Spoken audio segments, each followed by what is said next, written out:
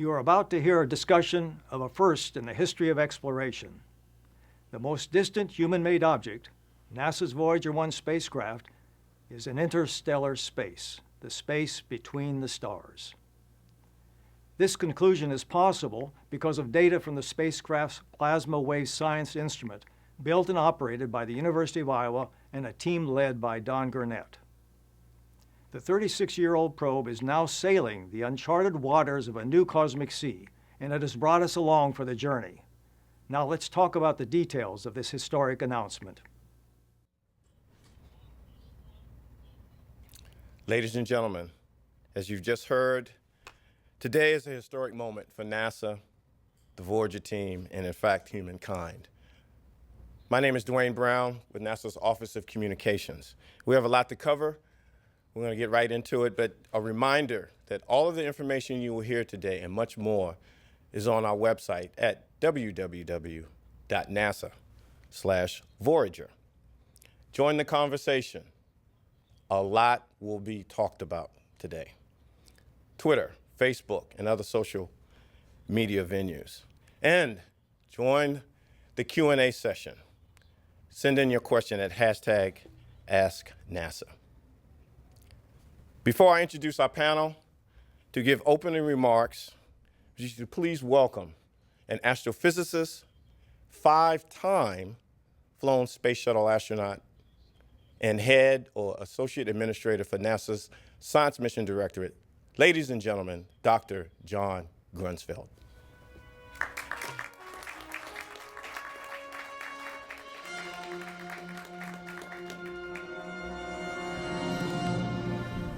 Space, the final frontier.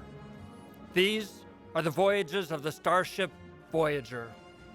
Its 36-year mission to explore strange new worlds, to seek out anomalous cosmic rays and new plasmas, to boldly go where no probe has gone before. Those words from Star Trek, of course, have inspired so many of us, and I think are characteristic of the excitement and the discoveries we're going to talk about today. Voyager, like the ancient mariners, is pushing out into new territory.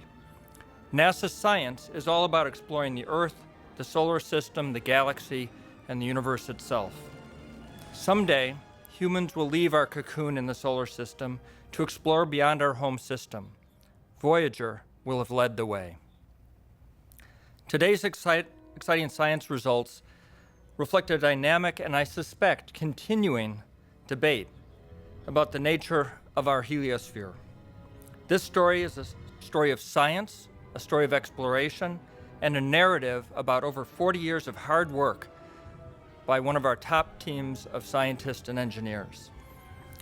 That's almost the entire history of the space age. I'd personally like to salute one member of the team, my former boss, Ed Stone, one of our country's greatest scientists, and my personal hero. And to Voyager, I say, live long and prosper.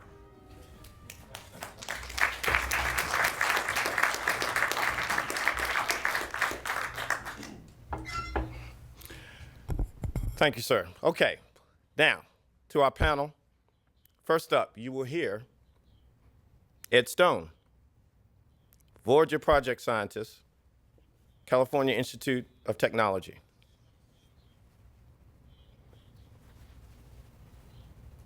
Don Gurnett, Voyager plasma wave investigation principal investigator, University of Iowa.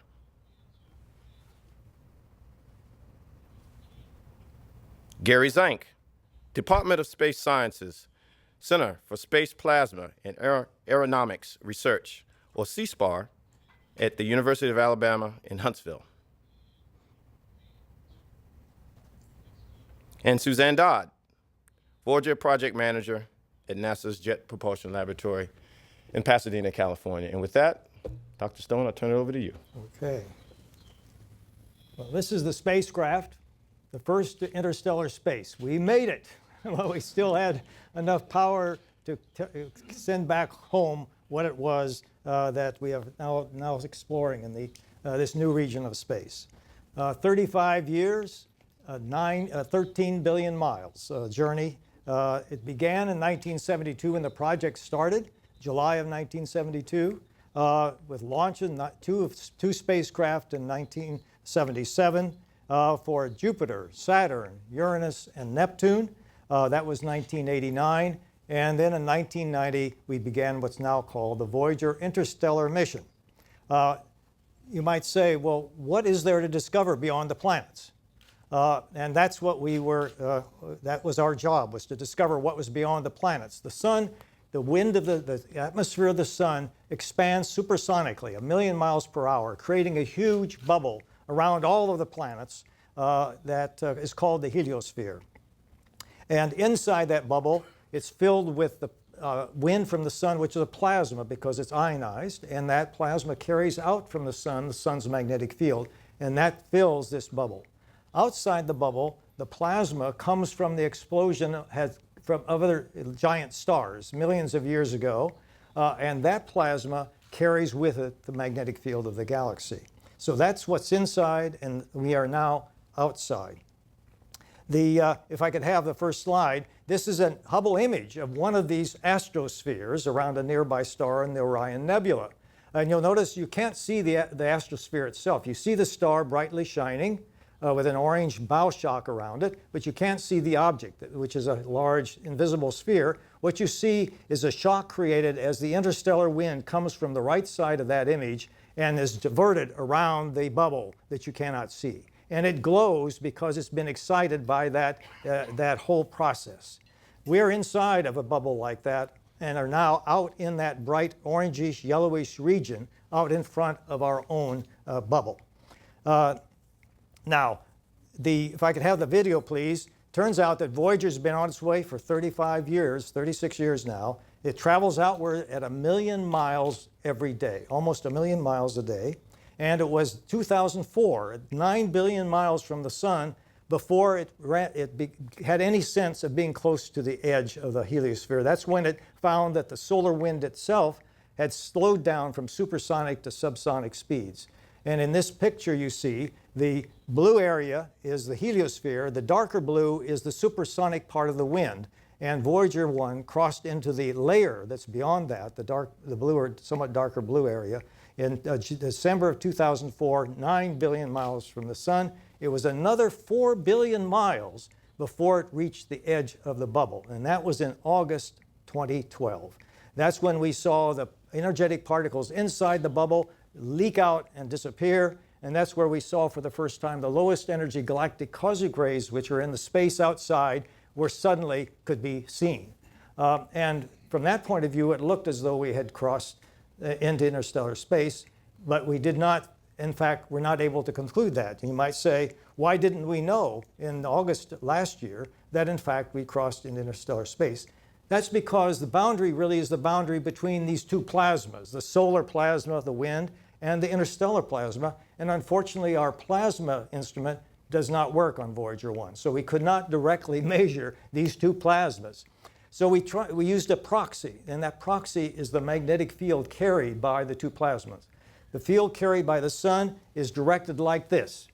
The field we thought carried by the interstellar wind was like this. So we thought when we crossed the boundary, we would see the field rotate. Well, we crossed the boundary, and that's what happened. No change in direction, just an increased strength of the field.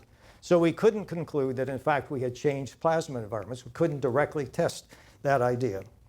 So what do we know now that we didn't know a year ago?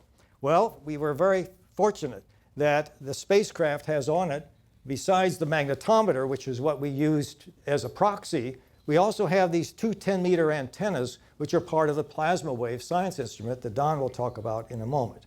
And that was very important because it gave us another way to measure the plasma, assuming there were some waves in the plasma. The last time, though, that instrument saw any waves was when we crossed that termination shock at the 9 billion miles. There hadn't been a wave for another 7 years, until the sun basically had an eruption in March of 2012, which was fortunately headed in the direction of Voyager. In about 400 days, like a tsunami, it finally got to where Voyager is. It caused the plasma to react in a way that it could be sensed, and we knew for the first time we were in the dense plasma of interstellar space, not in the rarer plasma of the outer part of the solar envelope. So that's a major new piece of data, and I think it convinced most of us, at least, that we indeed are in interstellar space for the first time. So that was a lucky gift from the sun, and we hope that there will be more such eruptions so that we can measure the plasma as we continue. Now, what does it mean to reach interstellar space? Well, first of all, we got there. I mean, this is something we all hoped when we started on this 40 years ago that this would happen, but none of us knew how big this bubble was, and none of us knew anything could last as long as the two Voyager spacecraft. So certainly luck is an important part of this, but wow, when we first saw that data a year ago, it was really quite stunning after having been on the way for so many years. This remarkable journey is clearly a tribute to the many individuals responsible for the success of the Voyager mission over the last 4 decades. In leaving the heliosphere and setting sail in the cosmic seas between the stars, Voyager has joined the other historic journeys of exploration, such as the first circumnavigation of the Earth and the first footprint on the Moon. This historic step is even more exciting because it marks the beginning of a new era of exploration for Voyager, the exploration of the space between the stars. So I'll turn it over to Don. Thanks a lot, Ed, for the introduction and for commenting on the plasma wave instrument. Well, as Ed said, the real issue here is plasmas. Which kind of plasma are we in? Are we in the solar plasma or the interstellar plasma? Now, it's just an unfortunate thing that the instrument that was designed to measure plasmas failed a long time ago, about 1980. Now, the instrument that I'm responsible for, the plasma wave instrument, it's designed to measure waves propagating in this ionized media out there we call plasma. It's kind of an exotic subject, but there's a lot of different types of waves propagate. Some that are just like sound waves, like I'm talking with here. They're called ion sound waves. They propagate sometimes great distances. They're also radio waves. Now, our instrument consists of 2 long electric antennas. If you bring up the picture of Voyager, you can see them there. They're 10 meters long.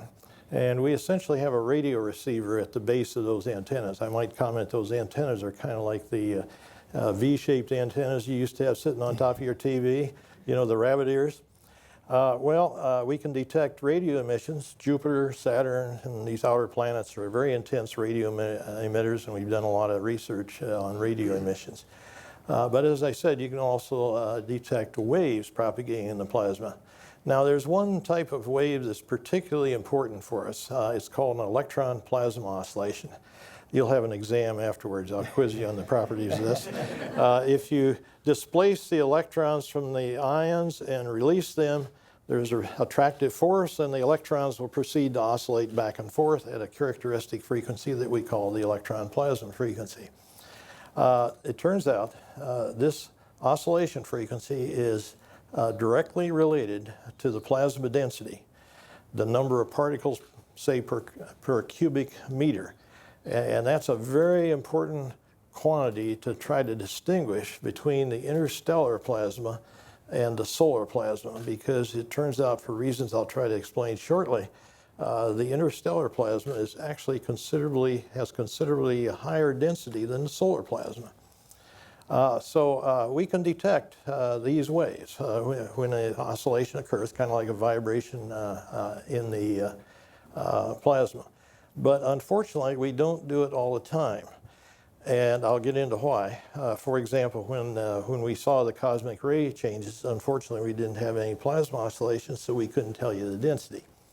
Now, okay, so when can we measure the plasma oscillations? Well, it's got to do with the presence of an electron beam. You know, it's like in a wind instrument. If you got air blowing in a wind instrument, you sometimes get a distinct pitch or sound, sort of like that. Okay, where do we get electron beams? We get those from solar events. Big explosions on the sun that eject plasma out from the sun, called coronal mass ejections, and you can run the SOHO image there. It'll show some examples. Soho image, I hope it's running. Anyway, these ejections come out at very high velocities, over 1 million miles an hour. And sometimes they're very dense. A blast of plasma coming out from the sun propagates great distances. Takes almost a year to get out to Voyager distances. Ahead of those blast waves, electrons are accelerated at the shock that's in front of them, and they stimulate our plasma oscillations. Now, it turned out after the cosmic ray change, about a month and a half later, in October, November 2012, we detected plasma oscillations. And it was created by a solar event that, frankly, we're still trying to study exactly what event it was. It's sort of hard over such great distances to make those connections. Then there was another event in this year in April, May that was even stronger. Now, I'm going to show you shortly a spectrogram, a plot of frequency versus time. And on that spectrogram, these oscillations that I'm talking about occur at audio frequencies. So with our receiver, we can actually transmit them back to the ground. Actually, what happens is it gets stored on the spacecraft tape recorder, which we play back every 6 months. So there's some big time delays involved here. That's one of the reasons we're a little late reporting this. But we can play it back, and then you can actually listen to it. So what I'm going to do is start this recording, not yet, however. And you'll see a cursor moving. I have a 7-month interval that I show there that we compressed, fortunately, to 15 seconds. We aren't going to sit here and listen for 7 months to these things. But what you'll hear the first October and November 2012 event, and then there'll be a little bit of a gap where you don't hear anything. Then you'll hear the April, May 2013 event. So when you hear this recording, please recognize it's a historic event. It's the first time that we've ever made a recording of sounds in interstellar space. So play the recording.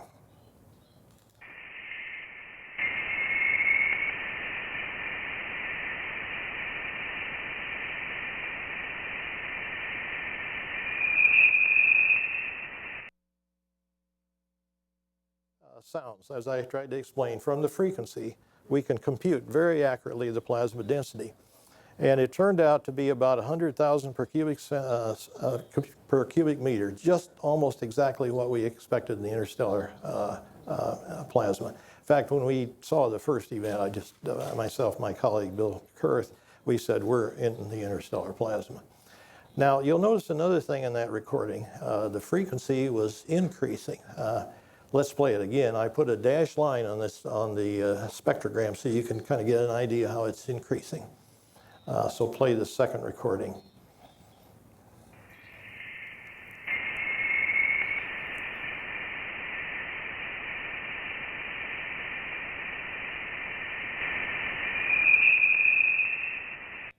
So this is evidence that where the spacecraft is moving into what I term a density ramp, a slowly increasing plasma density. And my colleague over here, Gary Zank, will shortly, but not right now, explain that ramp. I'll have to tell you that we made radio detections of the heliopause 20 years ago in 1993. And I detected that same ramp as a shock wave propagated into the interstellar medium and the radio frequency, which is at the plasma, the same frequency, gradually rose. And those two observations seem to match almost perfectly. Well, let me go in a little more into what all this means. If you'll show the next illustration, this is actually one of Gary Zank's illustrations. And it shows there the sort of bullet-shaped heliopause. And inside the heliopause is that hot plasma from solar wind that flows out from the sun. And the very hottest part is out there where it shows red.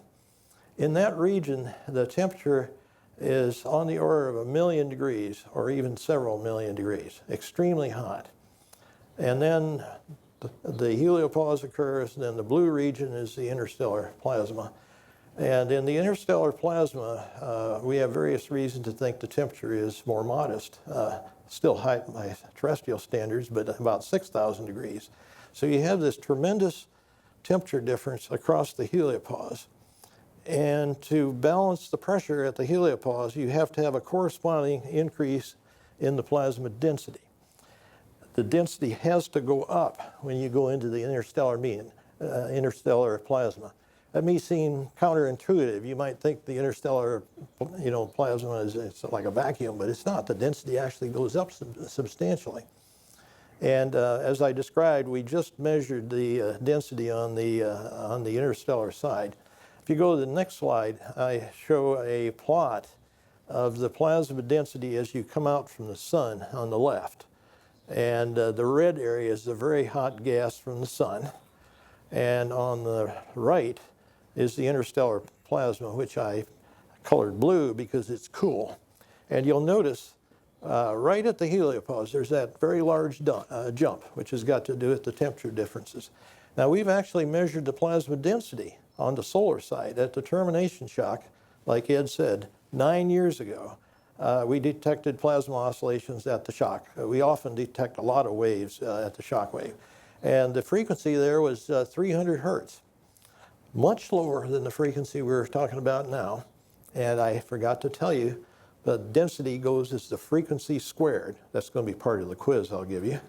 And so since the frequency went up a factor of 10, that meant the density went up a factor of 100. So there's this huge density jump across the heliopause. In fact, by extrapolating our measurements, we make an argument in our paper that density jump actually occurred on or around August 25th, where the cosmic rays occur. So that's probably where we entered into what I will call interstellar space. Anyway, a very exciting time for me. I've worked, I've been working in space research for 55 years. I started working with Jim Van Allen. Incidentally, Jim Van Allen was very interested in reaching the heliopause with Pioneers 10 and 11, but unfortunately the spacecraft stopped operating first, and he died several years ago. I think he'd be very proud to hear of this event, and maybe he's actually listening. I'll introduce Gary Zank, my colleague here. Well, thanks, Don. That was just the news when Don first called me. This was a little before the paper was quite extraordinary. He, I think, called me to sound me out a little bit about some of the models that we were developing, and he told me that the plasma frequency had suggested that the number density, the plasma density that they were measuring was on the order of about 0.08 particles per cubic centimeter. And I think it took us both, all of 10 seconds, 15 seconds to conclude that we had to be in the interstellar medium. And so why did we conclude that? I think if we pull up the first figure, there's a simulation. This looks quite simple, but it comes from an extraordinarily complex set of simulations that we run on a lot of the sort of top-end supercomputers around the country. But what you can see in that blue side is the interstellar medium region.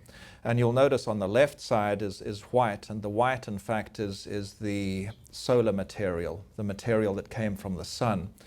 And these computer simulations illustrate very, very clearly that there should be an enormous jump in going from the solar side to the interstellar side in the density of the plasma.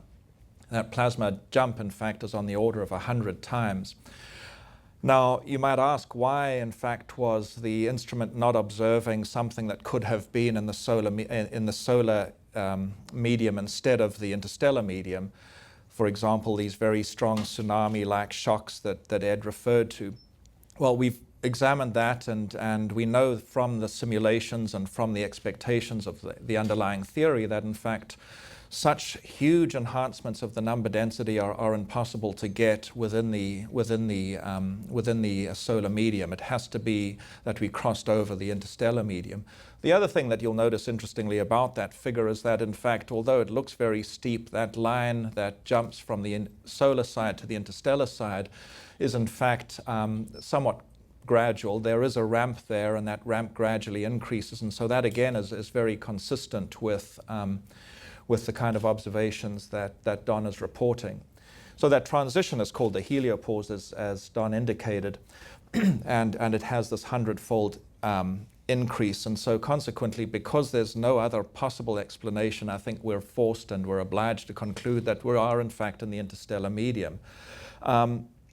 this is truly a remarkable achievement, I believe. It's very hard for us, as I said, to comprehend that the space age started 55 years ago, and in that period we've actually exited the solar system. We've exited the material that's created by the sun, and we're in a truly alien environment. The material in which Voyager finds itself is not created by the sun. It's created, in fact, by our neighboring stars, supernova remnants, and so forth. And so Voyager, in some very real sense, is material that's not from the medium in which it finds itself. So we've truly crossed over.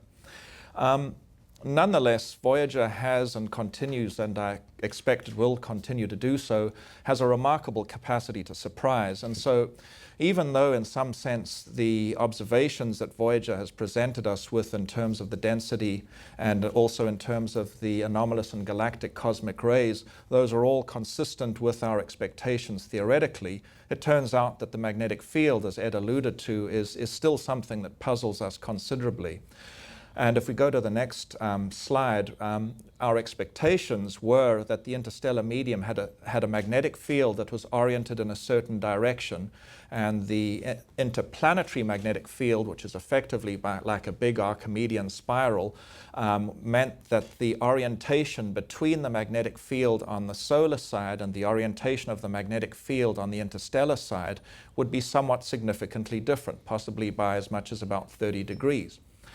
And there would most likely be an increase or a significant change in the magnetic field strength. Well, what Voyager saw is illustrated on the right of that figure. You can see the little red and the little green and the little sort of lighter colored green curve. And in fact, there was almost no change, very little change at all. And so this is a real puzzle as to what is happening, what is the physics that underlies this absence of sudden change in the magnetic field. And the reason why this is so puzzling is if we go to the next slide, there's a series of three figures. The top figure is observations that were obtained by the IBEX spacecraft, the Interstellar Boundary Explorer. And what it shows is, in a sense, messengers, and very energetic particles that are created, neutral particles that are created in the boundaries of this region that come to us and are measured by the spacecraft at 1 astronomical unit. And the surprise in these observations was there was this so-called ribbon, that region of green enhancement that you see in the figure. That was completely unexpected. We managed to explain it, or at least we thought we had managed to explain it, by creating a model that essentially relied very strongly on a certain orientation and strength of the interstellar magnetic field. And when we used this orientation and we ran these big computer simulations and we incorporated this additional physics, what we obtained was that figure on the lower left. And you can see that, in fact, theoretically, it does an excellent job of agreeing with the Voyager, with the IBEX observed ribbon. Unfortunately, if you change that magnetic field around and change its orientation and even its strength, you end up with something that looks more like the bottom panel on the right, which is a ribbon that doesn't agree with the observations at all. So we have now two constraints. One is we're in the interstellar medium. Voyager has told us that. The interstellar plasma density is significantly high, and there's almost no other conclusion that we can come to.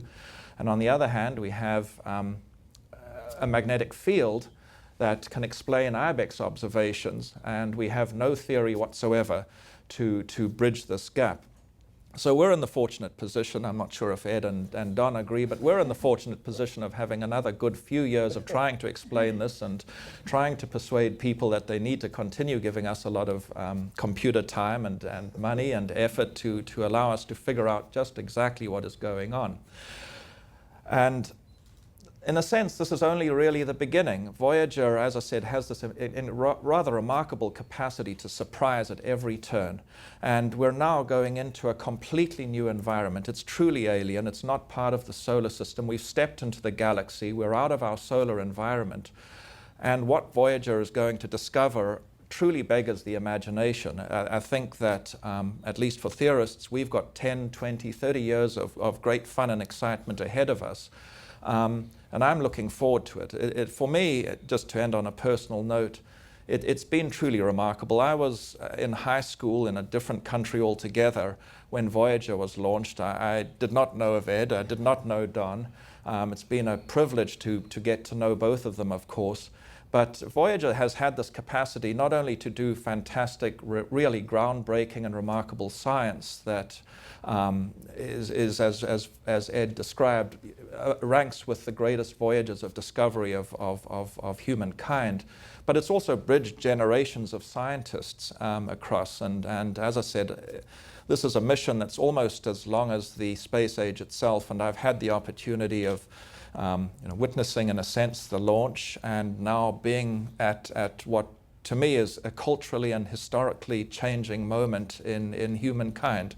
We've put something into interstellar space. It's our first step into the galaxy, and for a younger person, my daughters tell me not that I'm not a young person anymore, but for a younger person in any event, it's quite humbling to be part of this. So Suzanne, you're going to tell me why an obsolete piece of equipment still continues to function. Yeah. Thank you, Gary. Well, I'm thrilled to be here. Wow, that's about all I can say.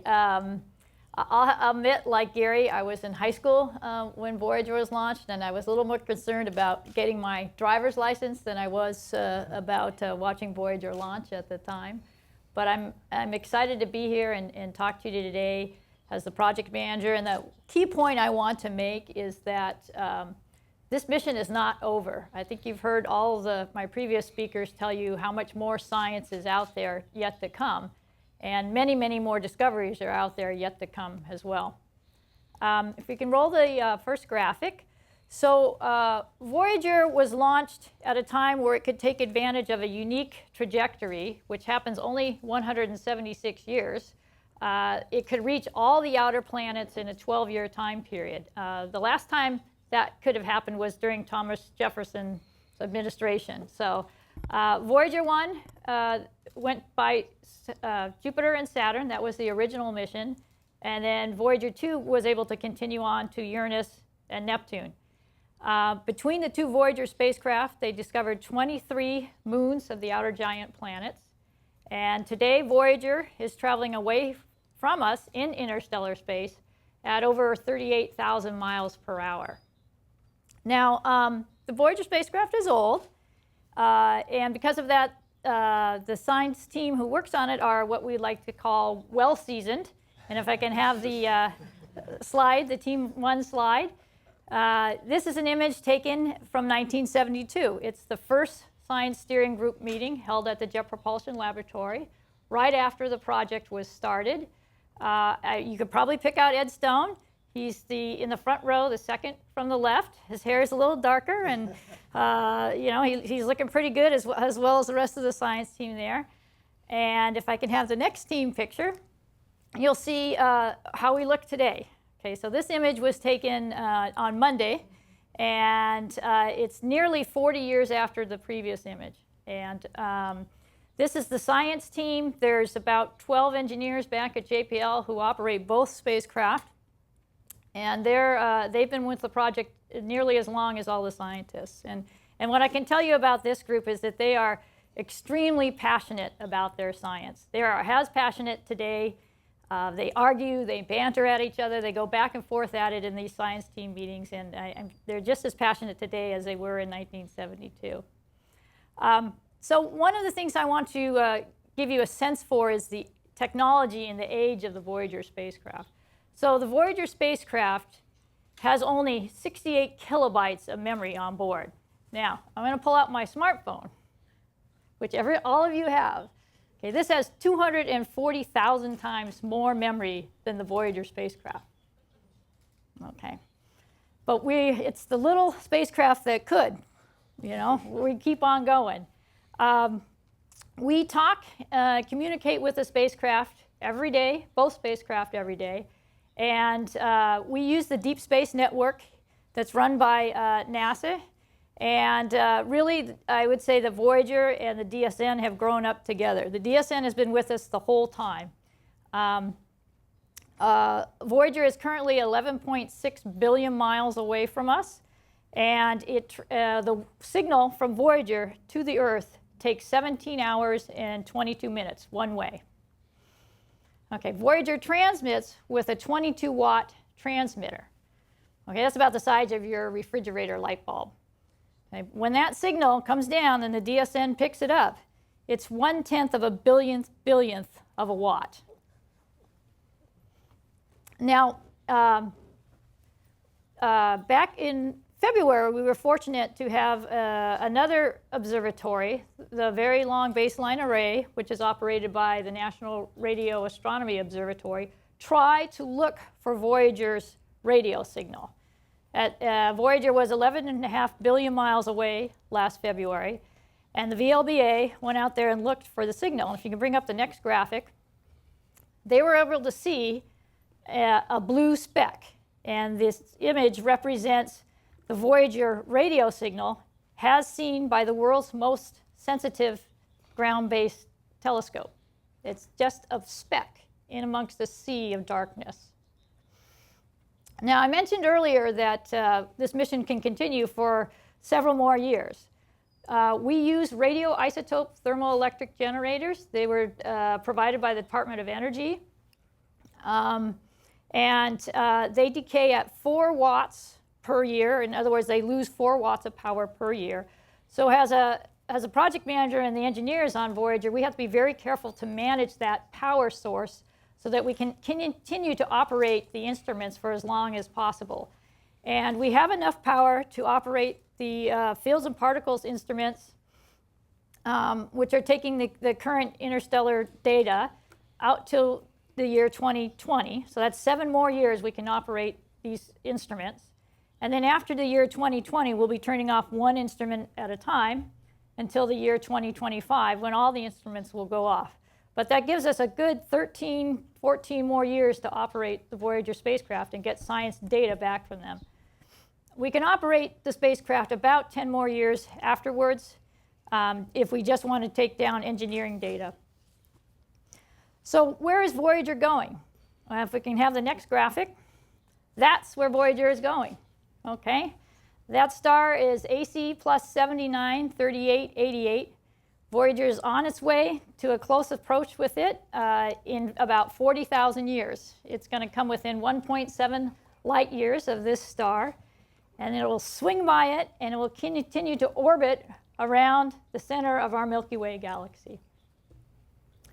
And finally, I just want to comment that I really feel the people who had the vision to create Voyager, who built it and who sent it on its way, they just had an extraordinary vision about the discovery and the adventure. And Voyager was built for scientists, but it's really for all of us. Voyager contains on it, each Voyager has a gold record. This gold record was designed by Carl Sagan and his team. And on this gold record are music and greetings and sounds and even images of the planet Earth from all over the planet Earth. And it's really a time capsule of us. You know, this is us contained in this record. And now the Voyager, and particularly Voyager 1, is carrying this time capsule of us into interstellar space. And we're traveling along with Voyager as it continues on this journey of discovery. So, Dwayne, I'm going to give it back to you. Thank you, Suzanne. Ladies and gentlemen, clearly an incredible team, and I want to acknowledge the Deputy Associate Administrator for Space Communications and Navigation, SCAN, Bandri Yunus, taking care and listening to the spacecraft. But I believe this team and all of the folks, many in this room, and listening to this program, let's give them a round of applause. Great job, Voyager team.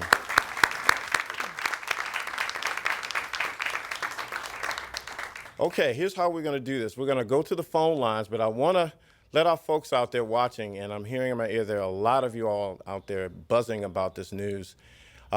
Please stay with us because there is an incredible video that we're going to end the program with, so don't go away yet.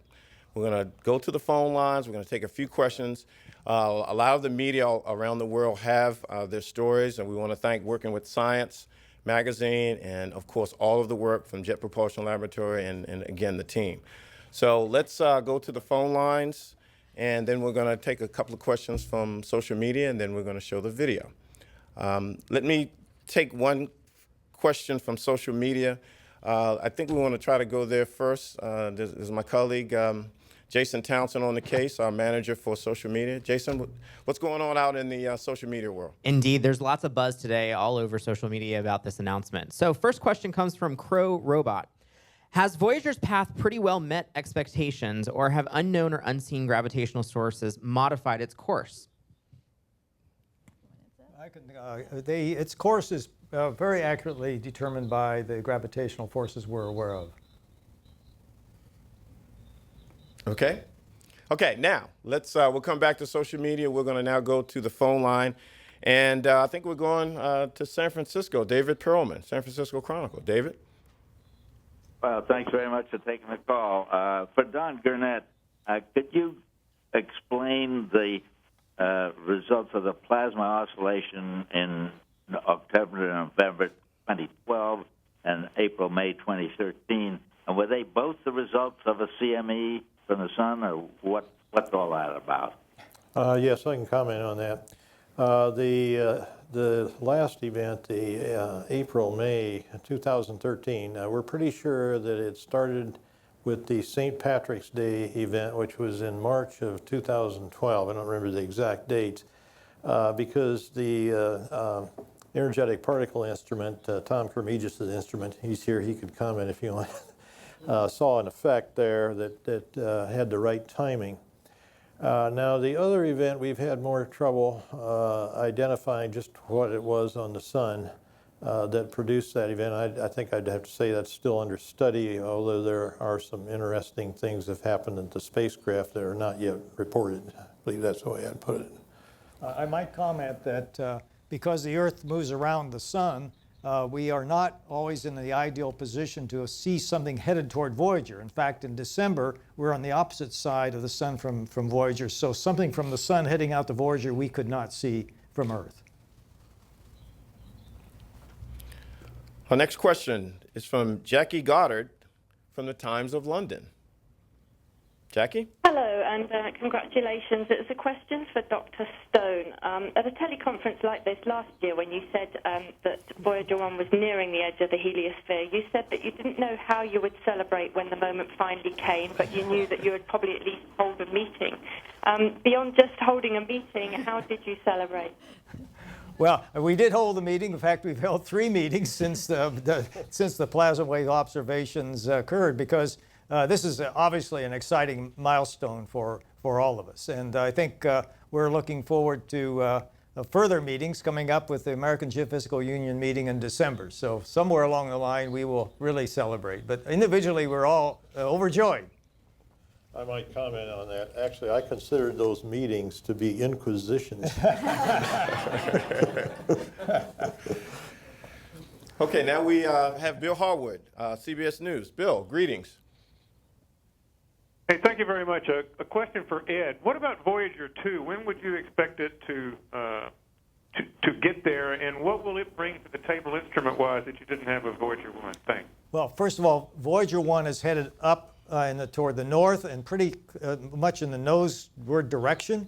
Voyager 2 is sort of down here in the south and somewhat off to the flank. So it's a different part of the heliosphere.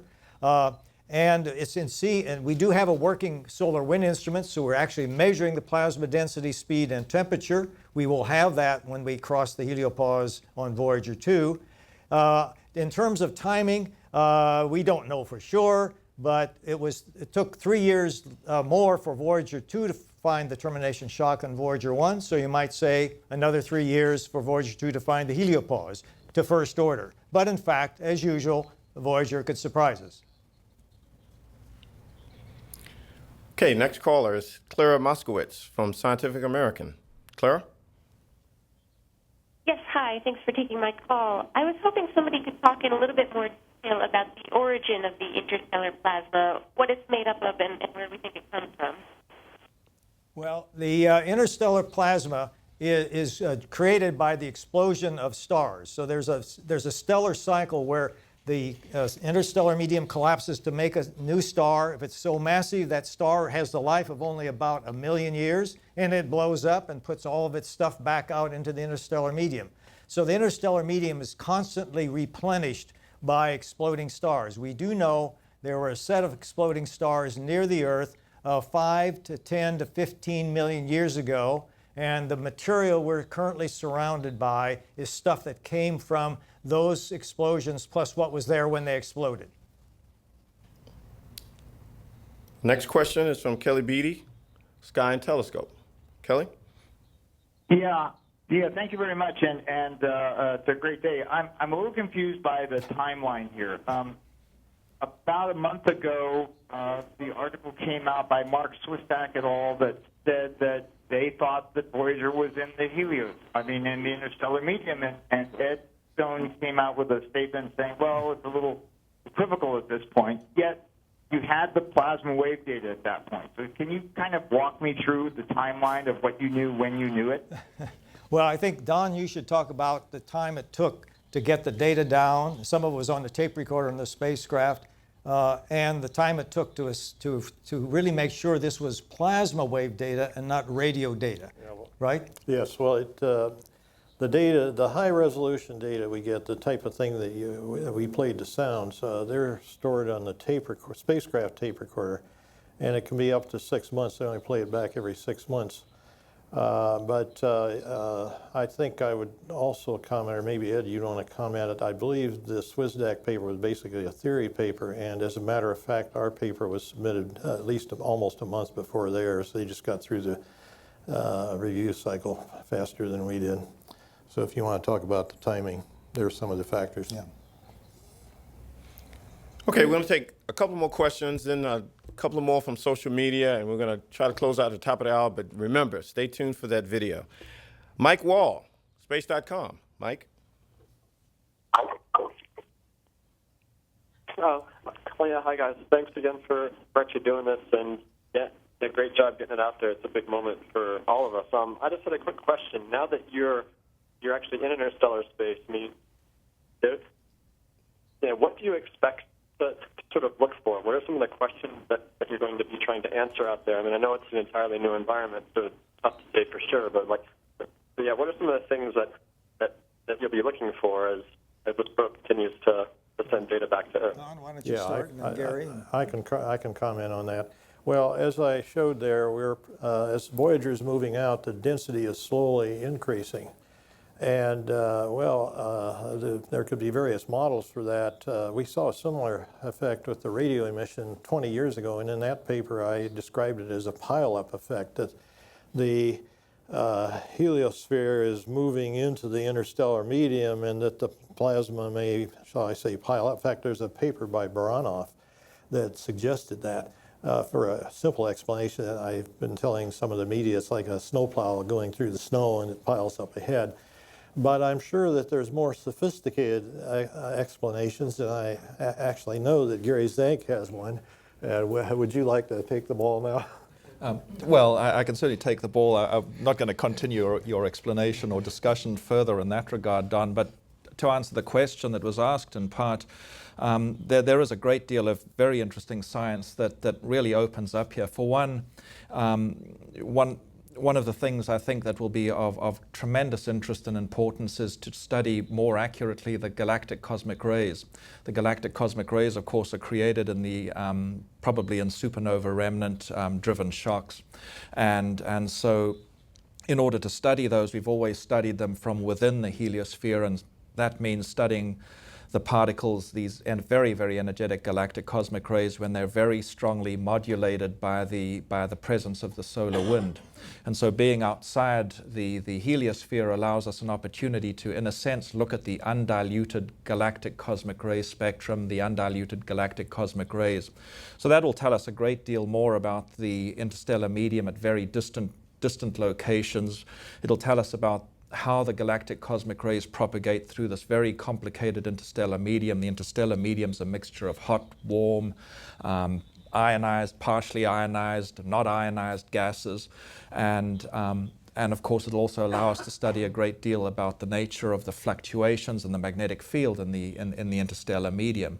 And so already, in some respects, I believe Voyager is probably, and Tom Cremegis has reported on this, showing up a number of surprises in the nature of the galactic and anomalous cosmic rays. The anomalous cosmic rays, of course, disappeared, but where did they disappear to, and what effect have they on the local interstellar medium? So that's going to be a very large area of study. Another very interesting area that is worth looking at closely is, certainly we're in the interstellar medium, but the interstellar medium is itself affected by the solar wind and its properties. And so there are very complicated processes that lead to the deposition of momentum and energy into the very local environment, the very local interstellar environment. And one example is the propagation of the shock waves that were driven off by the sun into the interstellar medium. How do those propagate? What do they look like? What is the nature of the energy and momentum transfer from the sun to the interstellar medium? There are other processes at work associated with the deposition of energetic neutral atoms into the local interstellar medium, and that has a tangible effect on the nature of the interstellar medium. So all of that needs to be considered and explored. And then, of course, there's just the very basic questions of what is the nature of the interstellar plasma, proton, and electron distribution functions, and how do those differ from the solar wind? We unfortunately can't get at composition, but we can learn an enormous amount about the interstellar medium that we previously only understood from looking at using remote observations that are typically integrated over many parsecs. So for the first time, we're actually going to be able to put our hands into the interstellar medium and look at this stuff and ask what it does and what characteristics it possesses. So to my mind, it may even be more exciting than we've been through in the past 20 years, if that's possible. But it's going to be a tremendous opportunity. Okay, we're getting close to the top of the hour. We're going to go to social media, and we'll take one more. And I believe you have another social media event happening later on this afternoon. You may want to share that, Jason. Indeed. This question comes from Twitter user Jason Major. Will Voyager ever be able to take a picture of our sun or solar system from beyond the heliosphere? We took a portrait of the solar system with Voyager 1 in 1990. And after that, we unloaded the software on the spacecraft to run the cameras. And we no longer have the computers, which are quite old by now, on the ground to process the data. And as our power supply has gotten smaller and smaller, we would not have enough power to turn those instruments back on at this point. So no, we cannot provide any more images. Wonderful. Thanks for answering a few social media questions. For everybody on social media, if you are on the platform Reddit, later today we are going to be having a bunch of our scientists up and talking and answering questions in an AMA on Reddit. That's an Ask Me Anything. So if you look on the subreddit on there for an Ask Me Anything thread, we'll be there later. It's reddit.com.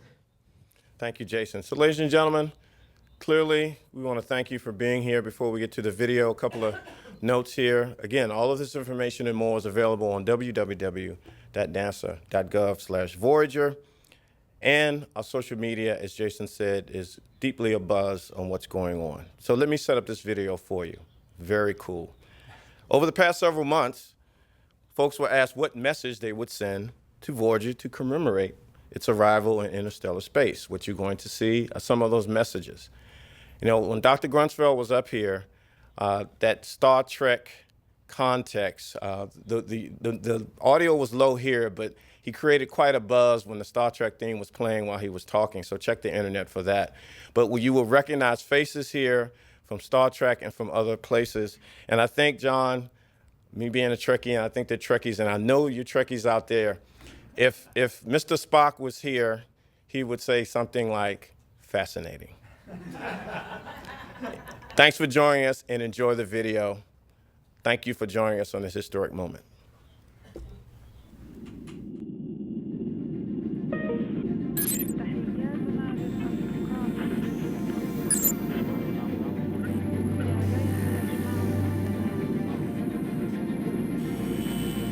There's Voyager crossing over into interstellar space. It's the farthest thing we've ever sent anywhere. Voyager, a accomplished its mission so brilliantly, and now goes on. This vehicle, which is long past its expected service life, is still sending messages. They're going beyond what we know in our neighborhood.